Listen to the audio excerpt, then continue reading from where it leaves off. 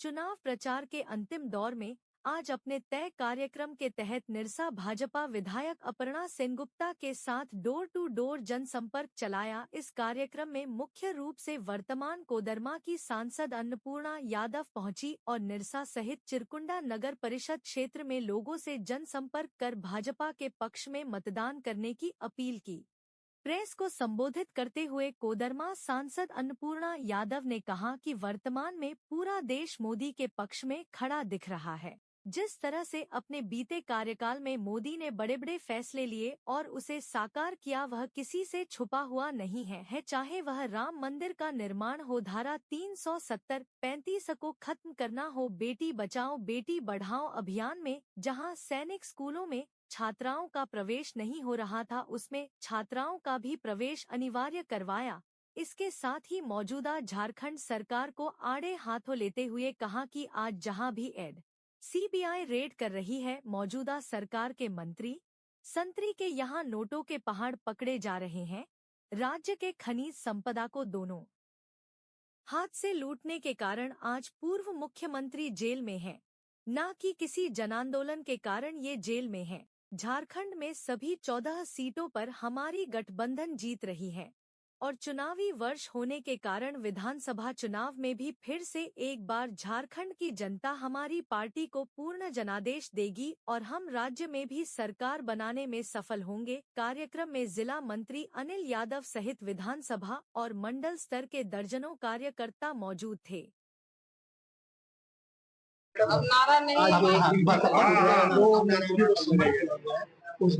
देखिए, ये राज्य को शर्मसार इस सरकार में जो गठबंधन की सरकार है, झारखंड मुक्ति मोर्चा कांग्रेस आरजेडी की सरकार है, शर्मसार करने का काम किया। पहले तो पहली बार कोई मुख्यमंत्री पद में रहते हुए जेल गए। जेल कोई आंदोलन को लेकर नहीं बल्कि घोटालों के वजह से जेल गए। आज उसी मंत्रिमंडल के उसी सरकार के एक मंत्री के नौकर के यहाँ करोड़ों करोड़ मिलता है। कांग्रेस के सांसद के यहाँ नोटों का पहाड़ 350 करोड़ मिलता है। अभी फिर से मंत्री उसी सरकार के मंत्री पर, तो यानी जहां भी जांच एजेंसी जा रही है वहीं पर घोटाले ही घोटाले हैं, घपले हैं। राज्य को भ्रष्टाचार की आग में झोंका। राज्य की जनता, राज्य के जो हमारे नौजवान हैं जो पढ़े लिखे हैं, आज बहुत मेहनत मजदूरी करके गरीब किसान इसी तरह बच्चों को पढ़ाते हैं कि जब सरकारी नौकरी, जब नियुक्तियां निकलेंगी तो हमारे बच्चे उसमें बच्चों का सरकारी अधिकारी बनकर राज्य की सेवा करेंगे। लेकिन इस सरकार के द्वारा बच्चों के भविष्य के साथ भी खिलवाड़ किया गया और हमारे बच्चे जब परीक्षा देने जाते हैं, परीक्षा दे के उस परीक्षा हॉल से निकलते नहीं है कि पता चलता है पेपर लीक हो गया। यानी इस सरकार इतना ये लोगों को जिस तरह से परेशान, बेरोजगारी भत्ता की बात की थी, बेरोजगारी भत्ता तो दूर, आज हमारे नौजवानों के भविष्य के साथ भी खिलवाड़ कर रही है। आज जल जंगल जमीन की बात करने वाली ये सरकार पूरे भ्रष्टाचार में लिप्त है। मुख्यमंत्री, इनके पूर्व मुख्यमंत्री जमीन घोटाले में जेल जाते हैं। इनके पूर्व मुख्यमंत्री के प्रतिनिधि 1000 करोड़ की संपत्ति आप देखे होंगे, संथाल परगना में पूरा पहाड़ का पहाड़ समाप्त कर दिया। यानी जो खनिज संपदा थी उसको लूटने का काम, लुटाने का काम कर रही है। आज बालू जो सबकी आवश्यकता है, लेकिन बालू का टेंडर इन्होंने नहीं किया, बालू को ऑक्शन नहीं किया, बल्कि बालू की तस्करी सरकार के द्वारा की जाती है। आज अगर किसी को घर बनाना है, किसी को प्रधानमंत्री आवास मिला है, आवास बनाने की आवश्यकता होती है, आज जो बालू अगर उनको 1000 रुपये में, 500 रुपये में मिलती थी, आज 4000 और 5000 में बालू खरीदना पड़ता है।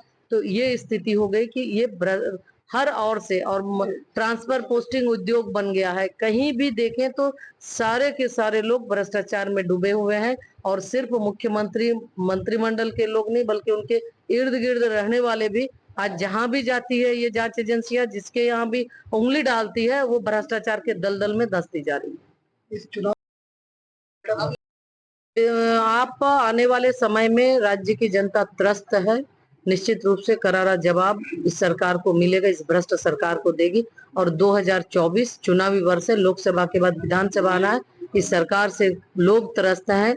आने वाले समय में फिर से भारतीय जनता पार्टी एनडीए की सरकार बनेगी। लोग ये मन बना चुके हैं। और आज जिस तरह से एनडीए सरकार के द्वारा अब देश के अंदर 10 वर्षों में आप देखे होंगे कि कहीं भी इस सरकार पर ना कोई एक भी कोई आरोप कोई नहीं लगा सकता। यही 2014 के पहले की बात अगर करें, जो यूपीए की सरकार थी, यूपीए की सरकार में आए दिन कभी कोयला, कभी 2G, कभी 3G, कभी 4G, अलग अलग प्रकार के घोटाले हुआ करते थे। लोग परेशान थे, त्रस्त थे, और निश्चित तौर पे तो एक अच्छा शासन, प्रशासन, भ्रष्टाचार मुक्त शासन देने का काम देश के आदरणीय प्रधानमंत्री जी ने किया है। और वो पहले ही बोले थे, ना खाऊंगा ना खाने दूंगा। और ऐसे लोग जो इंडी गठबंधन है, ये भ्रष्टाचारियों का एक जमावड़ा हुआ है। सब भ्रष्टाचारी एक जगह इकट्ठा होकर ये चाहते हैं कि भ्रष्टाचार को बढ़ावा देना। लेकिन राज्य की जनता ये जानती है, देश की जनता ये तय कर चुकी है, इन भ्रष्टाचारियों का कहीं खैर नहीं है। आने वाले समय में ये बिल्कुल समाप्त होने वाले हैं। आप आने